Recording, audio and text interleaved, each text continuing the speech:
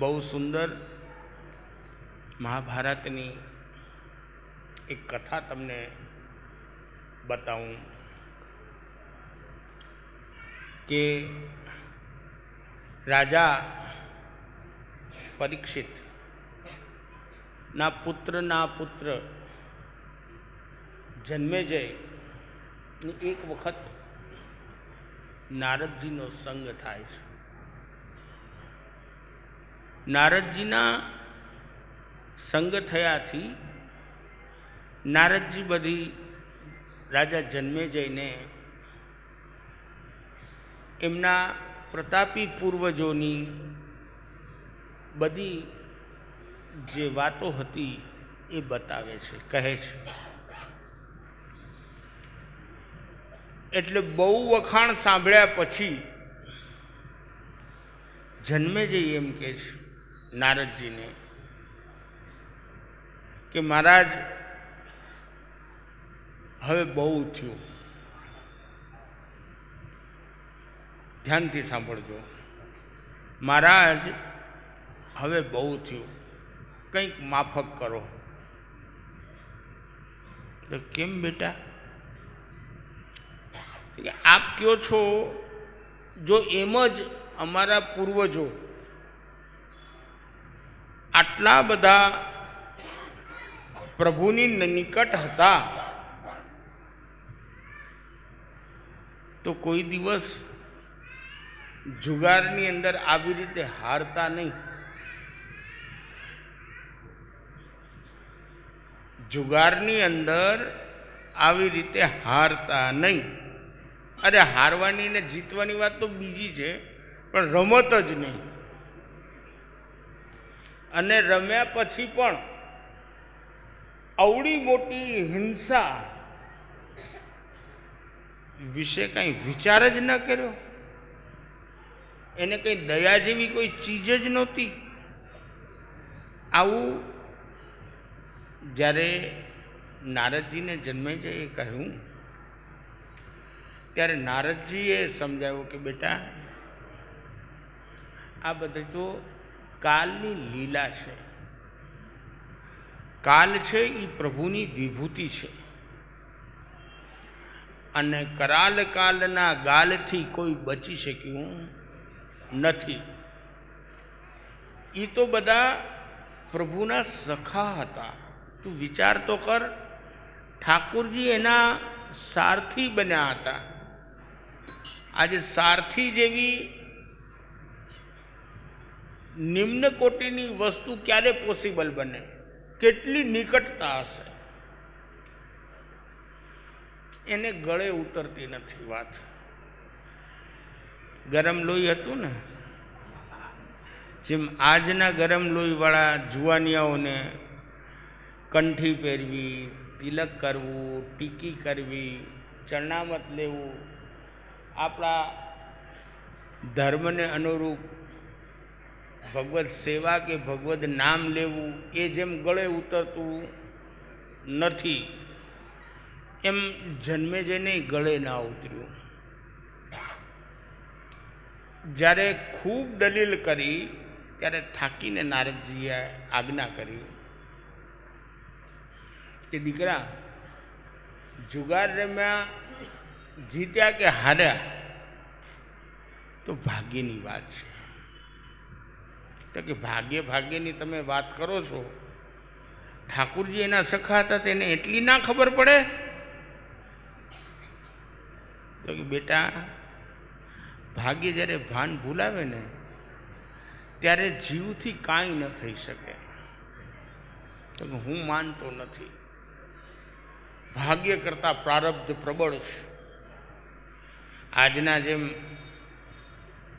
માણસોને સૂત્રો કેમ ઉચ્ચારતા વધારે આવડે, કંઈક પણ વાત હોય તો નવા નવા સૂત્રો બનાવીને એનું ઉચ્ચારણ કરતા હોય, એમ જન્મેજયે દલીલ ઠપકારી. એટલે નારદજીએ કહ્યું કે બેટા બીજી તો મને ખબર નથી કે એનાથી શું થયું અને ભૂલ થઈ કે એના ભાગ્યનું આ કારણ હતું. પણ મને એક દેખાય કે તું તારી જાતને બચાવજે. તો કે કેમ? તો કે તારા કપાળમાં હું વાંચું છું, મને 16 બ્રહ્મ હત્યા દેખાય છે. તારા કપાળમાં મને 1 2 નહીં પણ 16 બ્રહ્મ હત્યા દેખાય છે. એના ગાત્રો જન્મે જઈને શિથિલ થઈ જાય છે. ભીમને, અર્જુનને, યુધિષ્ઠિરને આને તો ખબર નહોતી કે આજે રમવા બેઠા છીએ એનું પરિણામ શું આવવાનું, જીત આવશે કે હાર આવશે, પાસા કઈ બાજુ પડવાના છે એ ખબર નહોતી ને એનાથી આ થઈ ગયું. પણ તને કહું છું કે તારા કપાળમાં મેં 16 બ્રહ્મ હત્યા વાંચીશ, એનાથી બચી જશે. 16 બ્રહ્મ હત્યાનું પાપ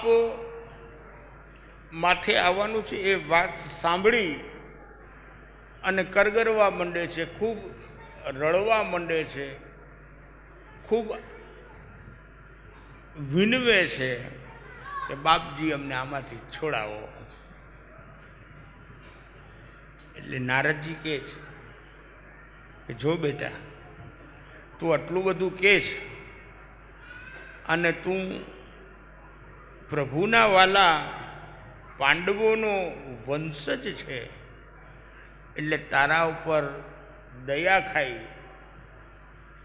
અને તારા પૂર્વજોના સંબંધને યાદ રાખી, તને નહીં પણ તારા પૂર્વજોના સંબંધને યાદ રાખીને હું બતાવું છું, તને 3 હિન્ટ આપું છું. આ 3 હિન્ટ કોઈ દિવસ એમાં ફેરફાર કરતો નહીં તો બચી જઈશ. એટલે રાજી થઈ ગયો જન્મેજય. બાપજી બતાવો. પહેલી શરત, લગ્ન કરતો નહીં.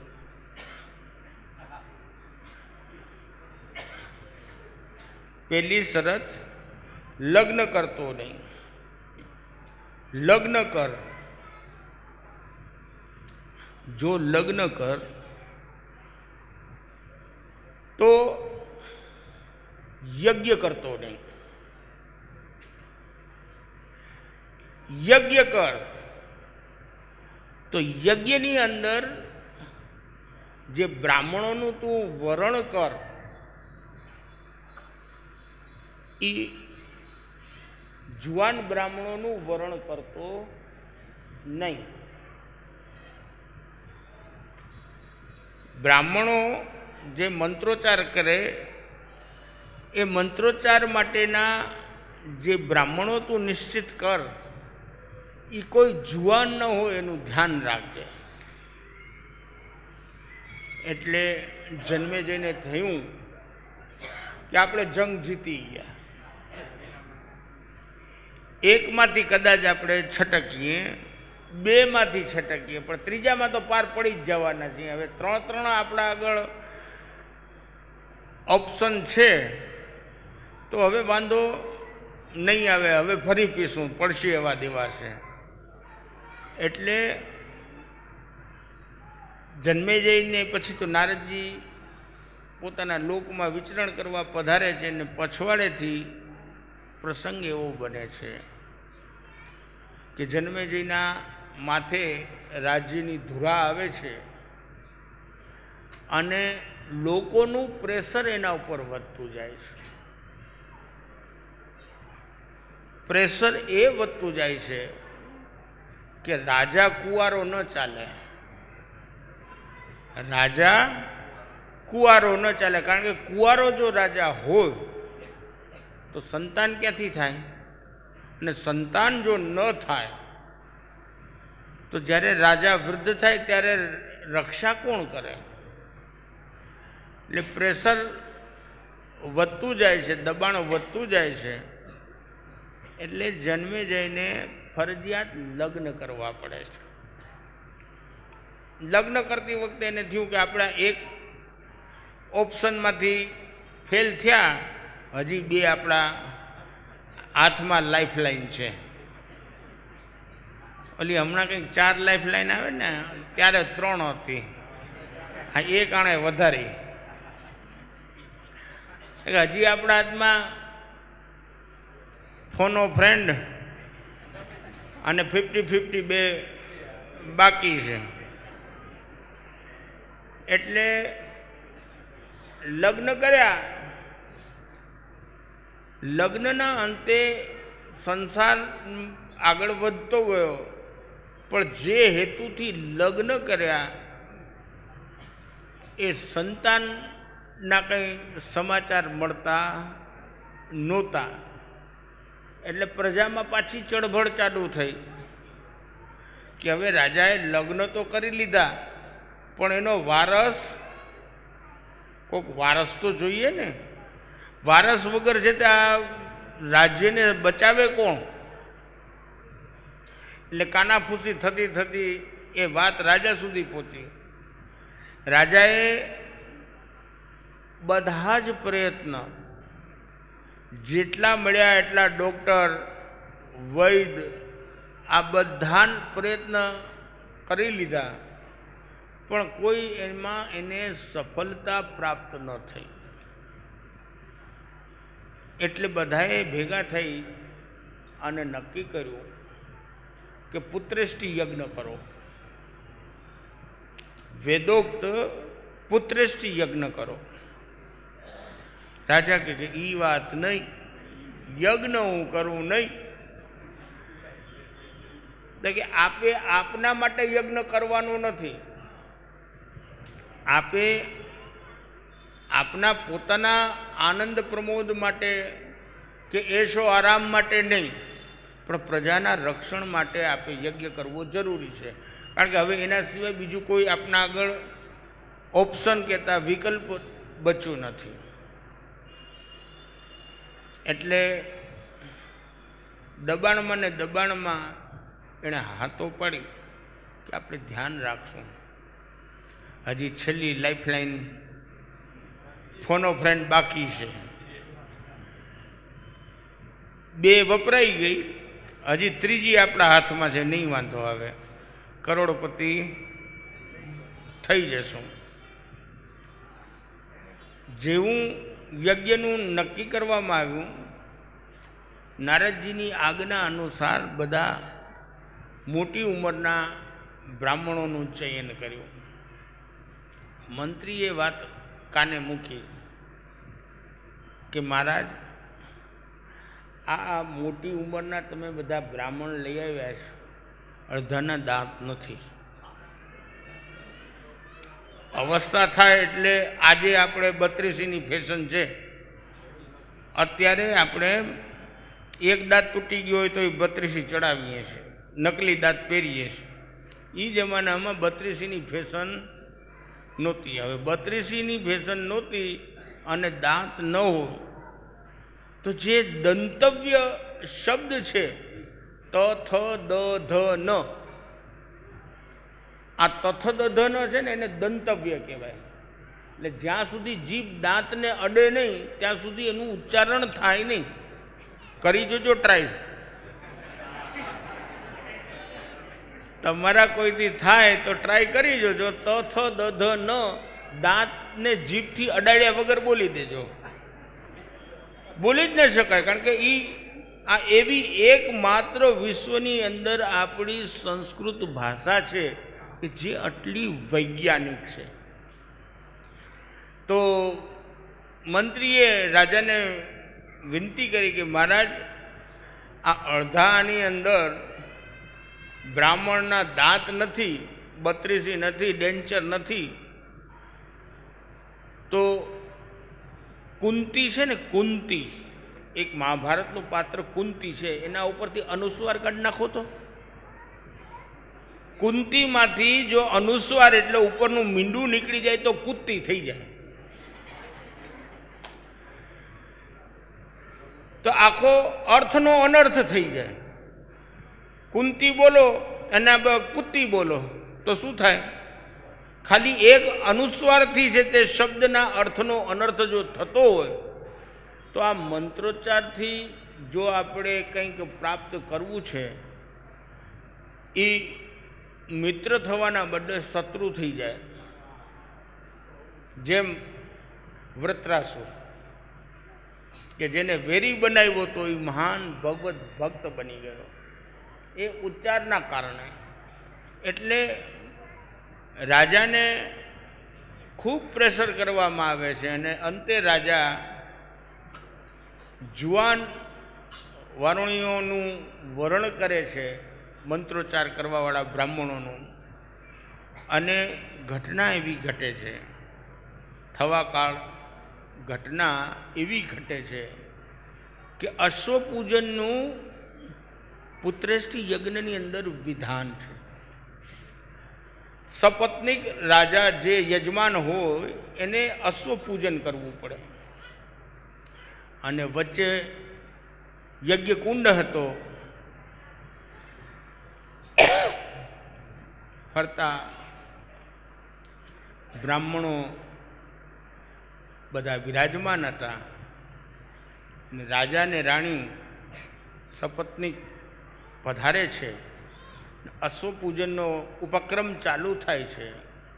ત્યારે એક એક મંત્રોનો ઉચ્ચાર સહિત અશ્વના અંગોની પૂજા કરવામાં આવે છે. સપત્નીક જ્યારે રાજા કરતો હોય છે ત્યારે એક બ્રાહ્મણથી જ્યારે રાણી પૂજા કરે છે એ જોઈ અને એના મગજમાં વિચિત્ર ભાવના ઉત્પન્ન થવાથી એને વ્યંગમાં હાસ્ય કર્યું.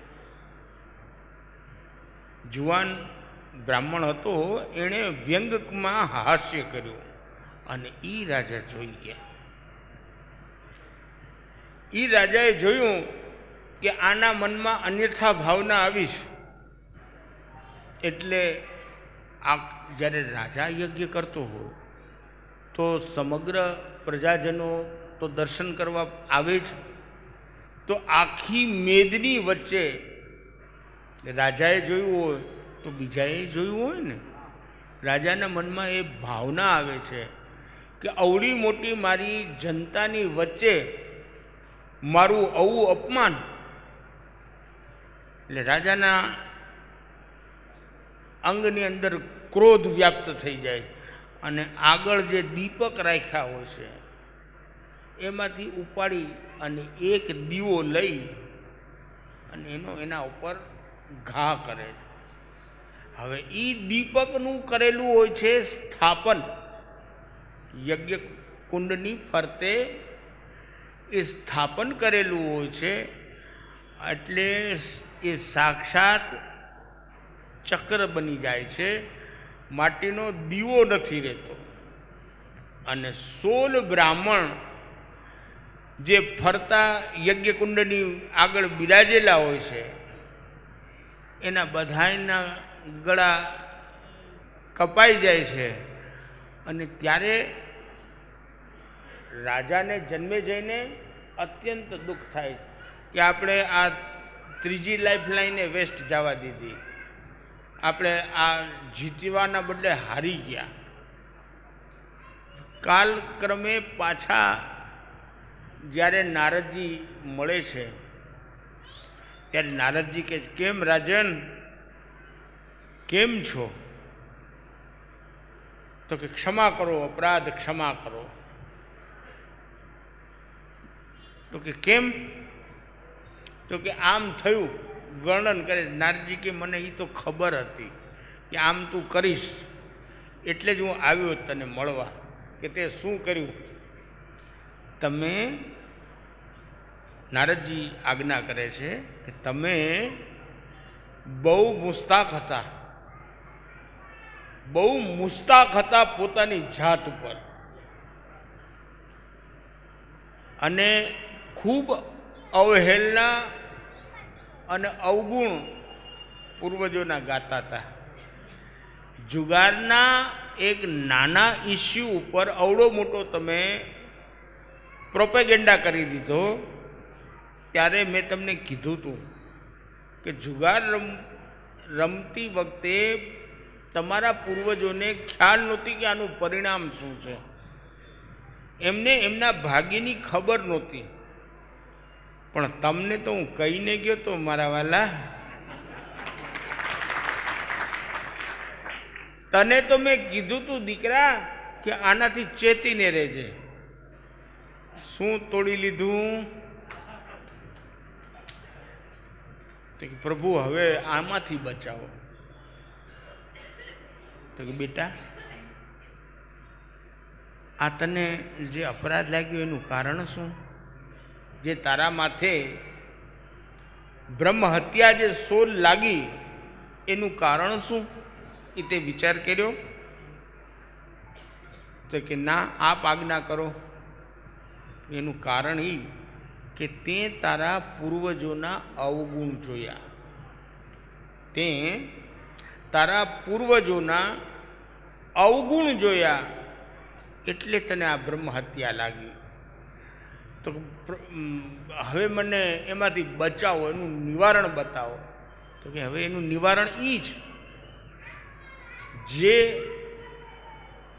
મારે એ જ તારે, જે મારતું તે તારતું. એટલે મારણ છે એ જ તારણ છે. તો કે હું સમજ્યો નહીં. તો કે જેના અવગુણ ગાવાથી તને આ હત્યા લાગી છે એના ગુણ ગા, એના ગુણ ગા, એટલે આ તારું જે અપરાધ છે એનું નિવારણ થઈ જશે. તો કે એ કેવી રીતે? તો કે તારા એ પ્રતાપી પૂર્વજોના ચરિત્રનું શ્રવણ ચિત્ત દઈને અને શ્રદ્ધાથી ભાવપૂર્વક કર, એટલે એ તારા દોષનું નિવારણ થઈ જશે. તો કે એ આપના સિવાય કોણ બતાવી શકે?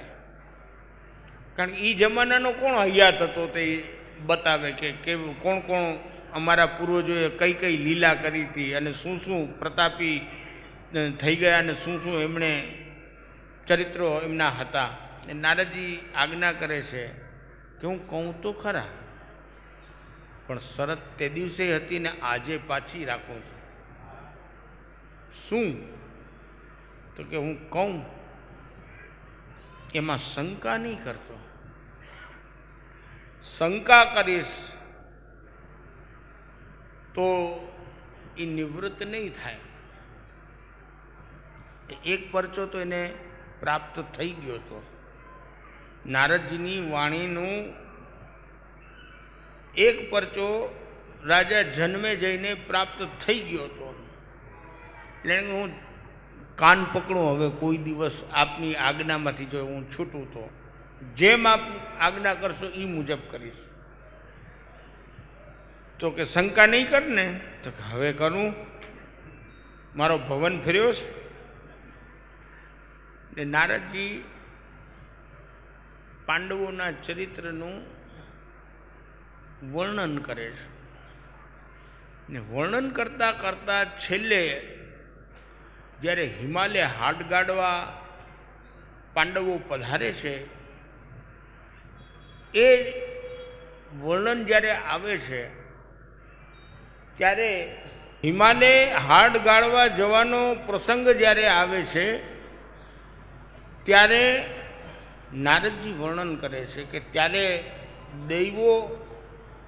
દૈત્યો અને વચ્ચે યુદ્ધ થાય છે અને એમાં તમારા પૂર્વજો પણ સામેલ થાય છે.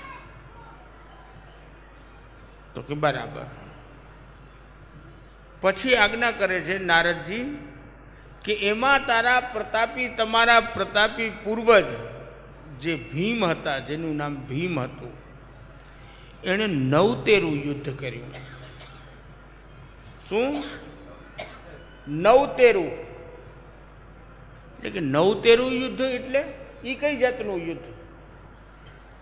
એટલે એનું વર્ણન કરે છે નારદજી કે એક હાથમાં ભીમે 9 હાથી અને એક હાથમાં ભીમે 13 હાથી એનો લઈ અને એવો ઘા કર્યો કે આપણી જે બ્રહ્માંડની જે ઉપર બ્રહ્માંડનું જે આપણું કવચ છે એને ભેદીને એ બહાર ગયા. એ હજી સુધી ભ્રમણ કક્ષામાં આવ્યા જ નથી. એ 99 યુદ્ધ કહેવાનું. એટલે જન્મે જઈને મનમાં પાછો કીડો હળવડ્યો કે મહારાજ કંઈક માફક કરો. હા, કંઈક વ્યાજબી કરો. એકની કથા છે તે આપણે ન કરી શકીએ. એની પૂંછડી ઉપાડવી હોય તો એ આજના ગુટકા અને ચા પીવાવાળાનું કામ નથી. ચા ગાંઠિયાવાળા એક પૂંછડું ઉપાડી ન શકે. એ 9 ને 13 એ તો ક્યાંથી ઉપાડી શકે? અને એ ઉપાડે કદાચ તો એનો એવો ઘા પ્રચંડ વેગથી કે બ્રહ્માંડની ભ્રમણ કક્ષાની બહાર વયા જાય. એટલું તો પોસિબલ જ નથી. કંઈક માફક કરો. નારદજીએ કીધું, દીકરા તને શું કીધું તું તે તું ભૂલી ગયો? તો કે બધી વાત આપની સાચી, હું એમાં ભૂલ્યો નથી, યાદ જ છે મને, પણ કંઈક તો વ્યાજબી કરો. હાવ દીધા દીધ આ કેમ ગળે ઉતરે? તો કે તારે ખાતરી કરવી છે? નારદજીએ પૂછ્યું કે તારે ખાતરી કરવી છે? તો હું ખાતરી કરવાનું નથી કહેતો બાપજી, માફક કરવાનું કહું છું. એટલે તને મારી વાત ઉપર અવિશ્વાસ છે? તો ગળે નથી ઉતરતી કથા. એટલે નારદજીએ કીધું એ તો ઠીક છે, ગળે ઉતરે કે ન ઉતરે હું હમણાં તને પ્રત્યક્ષ બતાવું છું. ગળે ઉતરે તોય ઠીક, ન ઉતરે તોય ઠીક, પણ તું કહેતો હતો ને અમારા પૂર્વજોએ આવું આવું કર્યું, એને ખબર નહોતી કે જુગાર રમવાનું પરિણામ શું. તને કીધા પછી 3 દાખલા તે તારી નજરે ભોગવ્યા જોયા પછી તને ચેતવ્યો તો શંકા નહીં કરતો ને તું કરી બેઠો. હવે જો હું તને બતાવું કે 99 યુદ્ધ કેમ કર્યું હતું, એમ કરી અને નારદજીએ અંજલિ ભરી હાથમાં જલની અને વેદોક્ત મંત્રોચ્ચાર કરીને એ અંજલિ આકાશની અંદર છાંટે છે અને એના પ્રતાપે એ બધા જ હાથીઓ હેઠા પટકાય છે. અને જ્યારે એ જુએ છે ત્યારે જન્મેજયના પશ્ચાતાપનો કોઈ પાર નથી રહેતો, ખૂબ વિનવે છે. ત્યારે નારદજી કહે છે કે હવે મારા હાથની વાત નથી. જે ભાગ્યમાં લખ્યું છે ને એ ભોગવે પાર છે. જે ભાગ્યમાં લખ્યું છે એ ભોગવે પાર છે. આ વાત મેં એટલે કરી કે આજ બહુ મને આનંદ થયો કે અમારા છગનભાઈએ આપણને બહુ અદ્ભુત વાત બતાવી, સમજાવી કે કોઈ વસ્તુ કરવાની જરૂરત નથી. બધા જ આપણા દુઃખ દર્દોનું નિવારણ સહજતાથી થાય અને એનો એકમાત્ર ઉપાય છે કે આપણે આપણા પૂર્વજોને, આપણા વડીલોને સન્માન કરતા થાય. આપણી એ સંસ્કૃતિ છે કે વંદો શિયો મે પિતરો વંદે રાધા કૃષ્ણ સ્વરૂપિણો